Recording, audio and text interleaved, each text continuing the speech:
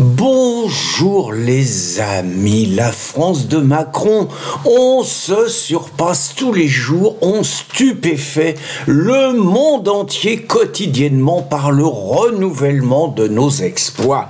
Alors après la cérémonie d'ouverture qui continue à susciter des remous dans le monde entier, pourtant très franchement, le gouvernement Macron, les journalistes, les artistes, toute la gauche, ils sont mobilisés sur nos écrans, sur nos plateaux de télévision pour nous dire tous les jours que ça a été une réussite, enviée par le monde entier, qui fait admirer la France dans tous les pays.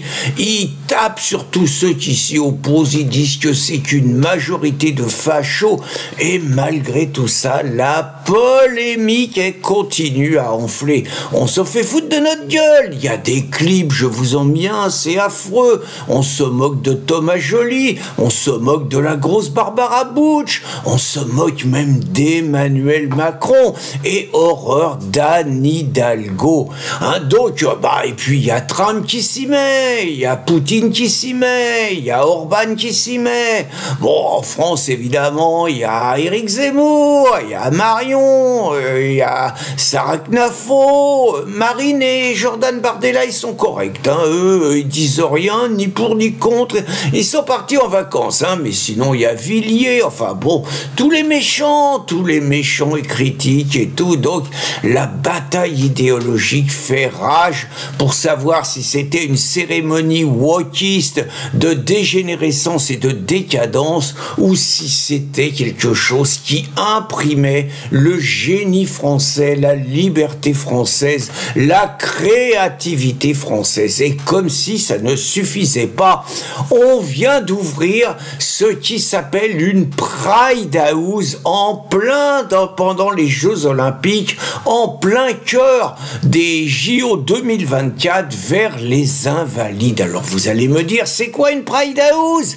C'est très simple, c'était une demande de la communauté homosexuelle, une demande LGBT. Ils voulaient avoir un lieu à eux pour pouvoir regarder les Jeux Olympiques entre eux, une fan zone. Bah ouais, parce que les hétéros, ils puent des pieds, les hétéros, ils sentent la sueur, les hétéros, ils puent de la gueule, les hétéros, ils sont vulgaires. Vous voyez, c'est pas la même chose de regarder les exploits de Léon Marchand quand on est contre soi, entre homosexuels, sans être obligé de partager ça avec des gens qui préfèrent le sexe opposé. C'est un supplice abominable, donc ils ont préféré vivre ça entre eux. Et puis, naturellement, Amélie Oudéa Castéra, qui réussit l'exploit d'avoir l'air toujours plus bête sur chaque photo.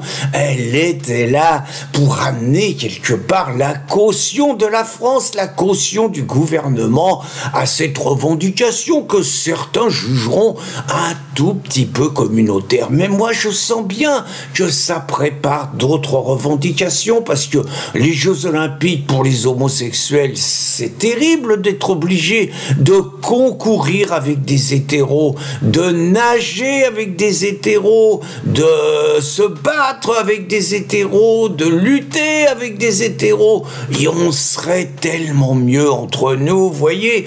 Pourquoi il n'y aurait pas des Jeux Olympiques réservés seulement aux homosexuels? Alors je sais que la demande a déjà été faite, donc ça serait super. Et puis, faut continuer. Pourquoi, c'est quoi la mixité aux Jeux Olympiques? Pourquoi les mecs et les nanas, ils seraient obligés d'être ensemble? Pourquoi il n'y aurait pas des Jeux Olympiques réservés aux seuls hommes? Et puis des Jeux Olympiques réservés aux seules femmes? Et puis pourquoi s'arrêter aux homosexuels? Pourquoi les bisexuels, ils n'auraient pas le droit d'avoir aussi leur Pride House et puis leurs Jeux Olympiques? Et puis pourquoi les partouzeurs qui s'en foutent de moment du moment qu'on plonge les uns dans les autres et tout, pourquoi les partouzeurs, ils n'auraient pas le droit à leurs Jeux Olympiques?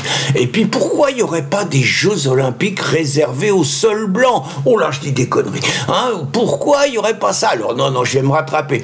Pourquoi pas des Jeux Olympiques réservés aux seuls musulmans? Vous voyez, parce que les les musulmans, d'abord, c'est la meilleure des communautés, hein. C'est les textes sacrés qui le disent, hein. Puis les musulmans, ils sont mieux entre eux, sans les infidèles. Chaque fois qu'il y a des infidèles, ça les énerve et tout, puis des fois, il y a des dérapages. Donc, des Jeux Olympiques réservés aux seuls musulmans, puis des Jeux Olympiques réservés aux seuls noirs. Regardez, les syndicats sud, les syndicats étudiants, ils font bien des ateliers qui sont réservés aux seuls noirs, des ateliers décoloniaux, parce que les noirs, ils peuvent réfléchir aux conséquences de l'esclavage, aux conséquences du colonialisme, que quand ils sont entre noirs. Quand il y a un blanc, c'est pas pareil. Vous voyez, les femmes, c'est pareil, elles peuvent réfléchir au sexisme que quand elles sont entre elles. Quand il y a un homme qui est là, c'est pas pareil, elles réfléchissent pas de la même façon, vous voyez. Donc l'avenir, finalement, c'est les Jeux Olympiques pour chaque communauté, et puis des maisons réservées à chacun avec leur spécificité. Et puis qu'on vienne pas nous dire que les Jeux Olympiques, c'est l'universalisme, les Jeux Olympiques, c'est le vivre ensemble, les Jeux Olympiques, c'est la communion de tous les êtres, quelles que soient leurs différences, quelle que soit leur spécificité. C'est fini tout ça. Les Jeux Olympiques, c'est le droit à la différence, même et surtout si le droit à la différence, ça devient la différence des droits. Bonne journée les amis et bonne réflexion.